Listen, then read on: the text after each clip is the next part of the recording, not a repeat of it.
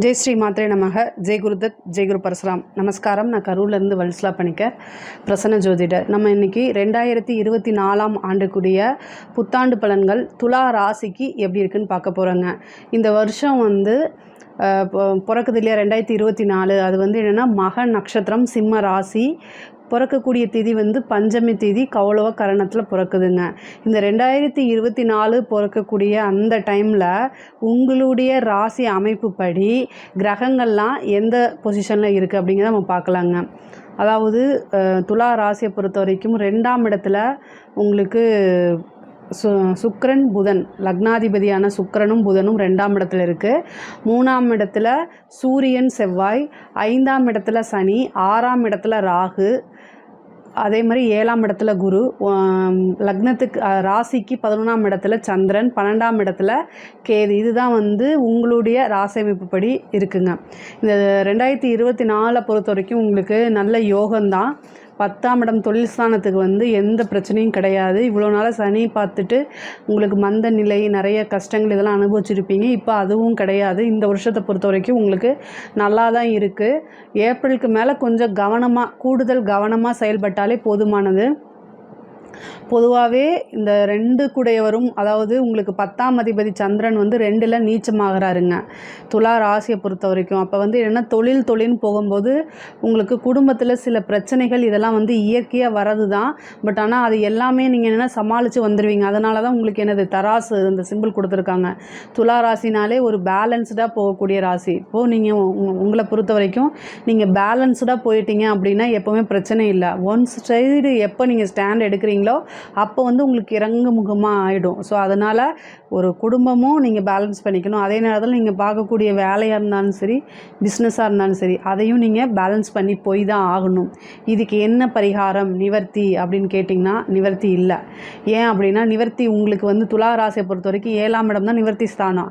அதுக்கு அதிபதி செவ்வாய் என்ன 2 கூடையவர், அவர் என்ன குடும்பஸ்தான அதிபதியாக ஆகிறாரு. அவர் போய் 10ஆம் இடத்துல நீச்சமாகறாரு. அப்போ என்ன அர்த்தம், நீங்கள் குடும்பத்தையும் தொழிலையும் பேலன்ஸ் பண்ணி தான் ஆகணும், வேறு வழி கிடையாது. அதுதான் நிவர்த்தி அப்படிங்கிறத அவரே சொல்கிறாரு. சரிங்களா? உங்களை பொறுத்த வரைக்கும் தொழில் ஸ்தானம் ரொம்ப நல்லா இருக்குது. புதுசாக தொழில் தொடங்குறவங்களுக்கு இந்த டைம், அதாவது குருவோடைய பார்வை இருக்குது. இந்த டைமில் ஒரு நல்ல ஆப்பர்ச்சுனிட்டிஸ் வருது. அதை கரெக்டாக யூஸ் பண்ணிக்கோங்க. ஆல்ரெடி நீங்கள் தொழிலில் கொஞ்சம் இதாக இருக்குது, ரொம்ப கஷ்டமாக இருக்குது அப்படின்னா ஏப்ரலுக்கு அப்புறம் குரு அஷ்டமத்துக்கு போயிடறாரு. அஷ்டமத்தில் போனாலும் ஒரு திடீர்னு அதிர்ஷ்டத்தை கொடுப்பாரு. உங்களுக்கு அஷ்டமத்துக்கு போகிறது எதுனா ரிஷப ராசி. ரிஷப ராசிக்கு அதிபதி யார்? சுக்கிரன். துலா ராசிக்கு அதிபதி யார்? சுக்கிரன். ஓகேங்களா? அதனால் உங்களுக்கு ராசி அதிபதியோட இதுங்கிறனால பெருசாக பிரச்சனை வராது. 2வது அவர் 6ஆம் அதிபதியும் கூட குரு. ஸோ அவர் 8க்கு போகிறாரு. அதனால் 8லேருந்து உங்களுக்கு 2ஆம் இடத்தை தான் பார்ப்பாருங்க. அப்போ 2ஆம் இடம்ங்கிறது வருமான ஸ்தானம். அப்போது தொழில் மூலிமா நல்ல வருமானம் இருக்கும். அதே நேரத்தில் என்னென்னா கவனமோடு செயல்படணும். கவன சிதறல்கள் இருந்தால் கண்டிப்பாக நஷ்டங்களை சந்திக்கிற மாதிரி வந்துடும். அதே மாதிரி பார்ட்னர் இந்த மாதிரி விஷயங்கள்னால நஷ்டங்கள் ஏற்பட வாய்ப்பு இருக்குது. ஸோ அதுலேயும் நீங்கள் கவனமாக இருக்கணும். கேது 12ஆம் இடத்துக்கு போயிருக்காரு இல்லையா? அப்போ தொழில் ரீதியாக நீங்கள் வெளிநாடு, வெளிமாநிலங்களுக்கு அடிக்கடி பிரயாணம் பண்ணுறதுக்கு உண்டான அலைச்சல்கள் இந்த மாதிரி விஷயங்களை ஏற்படுத்தக்கூடுங்க. அதே மாதிரி வழக்கு, தொழில் ரீதியாகவோ அல்லது நீங்கள் வேலை ரீதியாகவோ கேஸ் ஏதாவது வழக்கு இந்த மாதிரி போட்டிருந்தீங்க அப்படின்னா அதில் சக்ஸஸ் கிடைக்கிறதுக்கு உண்டான அமைப்புகள் இருக்குது. ராகு இருக்குது. அது அந்த வழக்குகள்லேருந்து உங்களுக்கு வெற்றி கிடைக்கும். அந்த கேஸ் சால்வ் ஆகிறதுக்கு உண்டான அமைப்புகளும் இருக்குங்க. வேலை பார்த்துட்ருக்கவங்க ரொம்ப ரொம்ப ரொம்ப கவனமாக இருக்கணும். 6ஆம் அதிபதி தான் 8க்கு வந்திருக்காரு.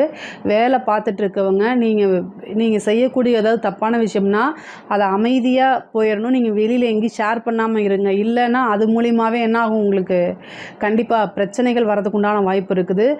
மேக்ஸிமம் உங்களுடைய ஒர்க்கு என்னவோ அதை மட்டும் பண்ணுங்கள். நீங்கள் பெரிய ஹையர் ஆஃபீஸராக இருந்தால் சைன் பண்ணும்போது, இல்லை ஒரு கான்ட்ராக்ட் பண்ணும்போதோ, இல்லை வேறு ஏதாவது ஒரு விஷயங்கள் பண்ணும்போது கவனமாக இல்லை அப்படின்னா நீங்கள் லாக் ஆகி அது மூலிமா நீங்கள் செய்யாத பழிக்கு ஆளாகிற மாதிரி பனிஷ்மெண்ட்லாம் கிடைக்கிறதுக்கு உண்டான வாய்ப்பு இருக்குது. ஸோ அதனால் அந்த ஒரு விஷயத்த ரொம்ப ரொம்ப கவனமாக நீங்கள் ஹேண்டில் பண்ணணும்.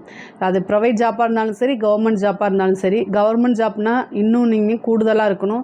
ப்ரைவேட் ஜாப்பாக இருந்தால் கூட ஒரு வேலையிலேருந்து இன்னொரு வேலைக்கு மாறிக்கலாம். ஆனால் கவர்மெண்ட் ஜாப்னால் வாழ்க்கையே ஸ்பாயில் ஆகிடும். ஸோ அதனால் ரொம்ப கவனமாக இருக்கிறது ரொம்ப ரொம்ப நல்லது. 5ல் இருக்க சனி வந்து உங்களுக்கு 2ஆம் இடத்தை பார்க்குது. திடீர்னு ஒரு வருமானம், திடீர்னு ஒரு சொத்து, இந்த மாதிரி சேர்க்கைகள்லாம் உண்டு பண்ணுங்க. 5ஆம் இடம்ங்கிறது அதிர்ஷ்ட ஸ்தானம். 5ஆம் அதிபதி 5லேயே உங்களுக்கு ஆட்சி வாங்கியிருக்கனால இந்த சனி வந்து ஏதாவது ஒரு திடீர் அதிர்ஷ்டத்தை, திடீர்னு வந்து ஒரு நல்ல பிராப்தத்தை உண்டு பண்ணுறதுக்கு உண்டான வாய்ப்பு இருக்குது. 5லேருந்து 11 பார்ப்பார். இப்போ நீங்கள் நினைத்த காரியங்கள் எல்லாம் சக்ஸஸ் ஆகிறதுக்கு உண்டான அமைப்புகள் இருக்குது. படிப்பு ஸ்தானத்தை பொறுத்த வரைக்கும் நல்லா படிக்கக்கூடிய அமைப்புகள் தான் இருக்குது. முன்பை விட நல்ல படிப்பு, ஆர்வம், நல்ல மார்க்கு. ஏன்னா அஷ்டமத்தில் குரு வந்தால் கூட உங்களுக்கு 4ஆம் இடத்தை பார்த்துட்றாரு. அப்போ படிப்பில் நல்ல ஆர்வம், யூஜி பிஜி இது மாதிரி படிக்கிறவங்களுக்கு நல்ல மார்க்கு, நல்ல பர்சன்டேஜோடு நீங்கள் காலேஜ்லேருந்து வெளியில் வரதுக்கு உண்டான அமைப்புகள் இருக்குது. அதே மாதிரி படித்து முடித்தவங்களுக்கு வேலை கிடைக்கிறதுக்கு உண்டான அமைப்பு இருக்குது. திடீர்னு ஒரு அதிர்ஷ்டம் மூலிமா நீங்கள் வந்து இன்டர்வியூ அட்டன் பண்ணுறதுல உங்களுக்கு வேலை கிடைக்கும். இந்த கவர்மெண்ட்டில் ட்ரை பண்ணிட்டு இருக்கவங்க ஒரு தடவைக்கு 2 தடவை சேர்த்து எக்ஸ்ட்ரா ட்ரை பண்ணுற மாதிரி தான் இருக்கும். எடுத்தோடனே கிடைக்காது. பட் ஆனால் வந்து நீங்கள் நல்ல சின்சியராக பண்ணீங்க அப்படின்னா 5ல் இருக்கக்கூடிய சனி திடீர்னு வந்து உங்களுடைய உழைப்புக்கு கண்டிப்பாக ஒரு நல்ல பலனை, நீங்கள் எதிர்பார்க்காததோட பெரிய பலனாகவே அவர் கண்டிப்பாக கொடுத்துருவார்.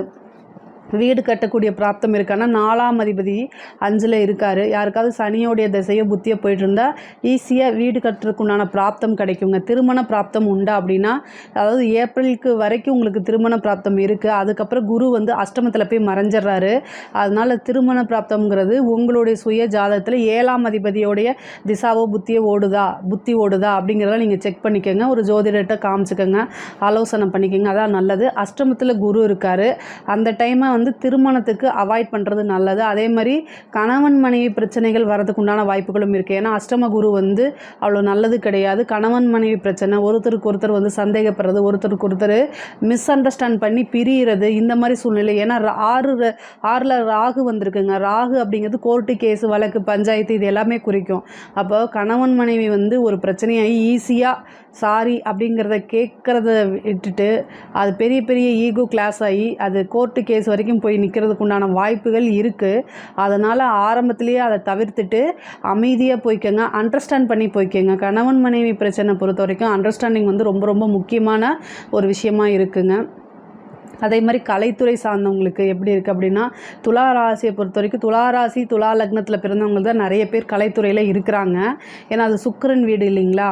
அவங்களுக்கு இந்த வருஷம் ரொம்ப நல்லா இருக்குது. திடீர்னு ஒரு அதிர்ஷ்டம் வரதுக்கு உண்டான வாய்ப்புகள் இருக்குது. அதே நேரத்தில் ரொம்ப கவனமாக இருக்கணும். அஷ்டமத்தில் வந்திருக்க குரு வந்து என்னென்னா நல்ல விதத்தில் வந்து உங்களை பிரபலியப்படுத்தாது. ஏதாவது ஒரு மைனஸ் நெகட்டிவ், அதாவது அது வந்து வைரல் ஆகிறதுக்கு வாய்ப்பு இருக்குது. அதனால் அதில் ரொம்ப கவனமாக இருக்கணும். பொதுவாக அஷ்டமத்தில் இருக்கக்கூடிய குரு 2ஆம் இடத்தை பார்க்குது. உங்களுடைய பேச்சு செயல் நடவடிக்கையில் ரொம்ப ரொம்ப கவனமாக இருக்கணும். இல்லைன்னா கெட்ட பேர் வந்துடும். அப்புறம் சனியும் 2ஆம் இடத்தை பார்க்குது. அப்போ நீங்கள் சொல்லக்கூடிய அந்த வார்த்தைகள், ஏதாவது ஒரு விஷயங்கள் வந்து கருத்துக்கள் வந்து அது நீங்காமல், அந்த விஷயம் நீங்காமையே போயிடும். அதனால் அந்த கெட்ட பேர்லேருந்து உங்களுக்கு வெளியில் வர்றது ரொம்ப ரொம்ப கஷ்டமாக போயிடும். சனியோடைய பார்வை இருக்கனால அந்த ஒரு விஷயத்தில் மட்டும் கவனமாக இருங்க. அப்புறம் வந்து அரசியல் துறையை பொறுத்த வரைக்கும் திடீர்னு ஒரு அதிர்ஷ்டம் கிடைக்கிறதுக்கு வாய்ப்பு இருக்குது. பொதுமக்களுடைய சப்போர்ட்டு, தலைமையோடைய சப்போர்ட்லாம் கிடைக்கிறதுக்கு உண்டான வாய்ப்புகள் இருக்குது.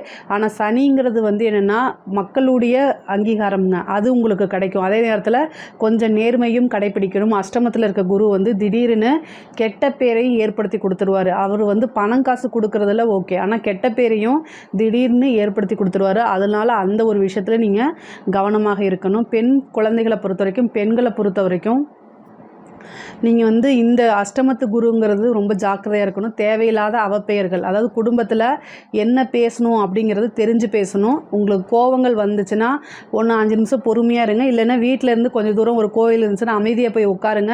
இல்லை பக்கத்து வீட்டில் போய் ஃப்ரெண்ட்ஸ் இருந்தாங்கன்னா அவங்ககிட்ட பேசுங்க. நீங்கள் குடும்பத்தில் இருக்கவங்க தானேன்னு சொல்லி பேசுனீங்க அப்படின்னா அது ஒரு பெரிய சண்டையாக மாறிடும். குடும்பத்தோடைய சப்போர்ட் கிடைக்காம போயிடும். ஃபேமிலியில் இருக்கவங்களே உங்களை என்னது புரிஞ்சுக்காமல் மிஸ் அண்டர்ஸ்டாண்ட் பண்ணி உங்களை வந்து அசிங்கமாக பேசுறதுக்கு உண்டான வாய்ப்பு, அதனால மன உளைச்சலாகிறதுக்கு உண்டான வாய்ப்புகள்லாம் இருக்குது. ஆனால் துலா ராசியை பொறுத்த வரைக்கும் மேஜராக வந்து ராகு கேதுவோ அல்லது சனியோ வந்து இப்போ வந்து ஒரு பெரிய பிரச்சனை இல்லை. அஷ்டமத்து குரு மட்டும்தான், அவரும் வந்து கொஞ்ச நாளைக்கு தான், அதனால் பிரச்சனை கிடையாது. இந்த வருஷம் வந்து உங்களுக்கு ரொம்ப நல்லா தான் இருக்குது. துலா ராசியை பொறுத்த வரைக்கும் தொழிலாக இருக்கட்டும், ஒரு ஜாப் கிடைக்கிறதா இருக்கட்டும், படிப்பாக இருக்கட்டும், எல்லாமே நல்லா இருக்குது. இவ்வளோ நாளாக வந்து இந்த ராகு கேதுனால கொஞ்சம் மன அழுத்தங்கள்லாம் இருக்கும், அதெல்லாம் சரி வரும். பிரிந்த கணவன் மனைவி ஒன்று சேர்றதுக்கு உண்டான அமைப்புகள்லாம் இருக்குது. இருக்குங்க. அதே மாதிரி திருமண பிராப்தமும் திடீர்னு அமையிறது, அதாவது ஏப்ரலுக்குள்ளே உங்களுக்கு திருமண பிராப்தம் அமையறதுக்கு உண்டான வாய்ப்புகளும் இருக்குது. இந்த 2024 வந்து உங்களுக்கு வந்து சிறப்பான ஆண்டாக தான் இருக்குது. துலா ராசியை பொறுத்த வரைக்கும் சிறப்பாக தான் இருக்குது. 12ல் கேது வந்திருக்கனால ஃபாரின், வெளிநாடு இந்த மாதிரி ஆப்பர்ச்சுனிட்டிஸ்லாம் வந்துச்சுன்னா அதை மிஸ் பண்ணிடாதீங்க. அது உங்களுக்கு ஒரு யோகமாகவே மாறும். ஏன்னா இவ்வளோ நாளாக வந்து பயங்கர டிப்ரெஷன்ஸில் இருந்திருப்பீங்க. அது எல்லாம் இந்த வருஷம் உங்களுக்கு இருக்கவே இருக்காதுங்க. 5ல் சனி இருக்குது. திடீர் நல்ல அதிர்ஷ்டங்கள்லாம் உங்களுக்கு வந்து சேருங்க. 2024 நீங்கள் வந்து எடுக்கக்கூடிய ஒவ்வொரு முயற்சியுமே வந்து உங்களுக்கு சக்ஸஸ் ஆகிறதுக்கு உங்களோட சேர்ந்து நானும் இறைவனை பிரார்த்தனை பண்ணிக்கிறேன்.